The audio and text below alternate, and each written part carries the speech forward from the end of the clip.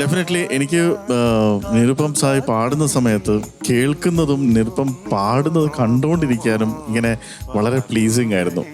നിരുപം അത് ശരിക്കും തറലി എൻജോയ് ചെയ്യുന്നുണ്ട് നമുക്ക് മനസ്സിലായി. തുടക്കം ടിൽ ഐ തിങ്ക് അനുപല്ലവി അവസാനം വരെ വളരെ കംഫർട്ടബിൾ ആയിരുന്നു. ശരണം വന്നു കഴിഞ്ഞപ്പം എന്തോ ഒരു പ്രശ്നമുള്ള എനിക്ക് ഫീൽ ചെയ്യുന്നുണ്ട് സാർ. അത് എന്തായിരുന്നു അതിനുള്ള കാരണം? അത് ഫസ്റ്റ് തന്നെ ഈ പാട്ടെടുക്കാൻ ഞാൻ പേടിച്ചിട്ടുണ്ടായിന്. എന്തിന്? എന്തോ ഒരു പേടി. പിന്നെ രാകേഷ് ചേട്ടൻ നോക്കുമ്പോ ചിരിച്ചിട്ടെല്ലാം കാണുന്നുണ്ട്. അതിനെ കുറച്ച് സമാധാനായി. പിന്നെ ചരണത്തില് കുറച്ചും കൂടെ അപ്പോഴാണ് അവന് തോന്നിയത് ഇത് ആക്കി ചിരിക്കുകയാണോ എന്നുള്ള സംശയം തോന്നി. അപ്പൊ അവന്റെ കയ്യിൽ നിന്ന് പാട്ട് പോയി അല്ലേ? ഞാൻ വെച്ച് പോയി എല്ലാം.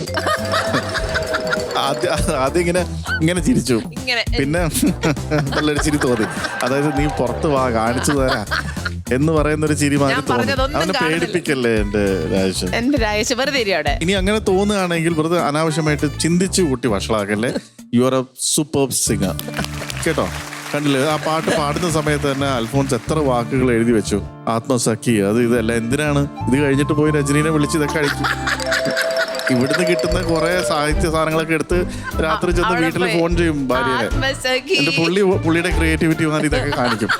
All the best.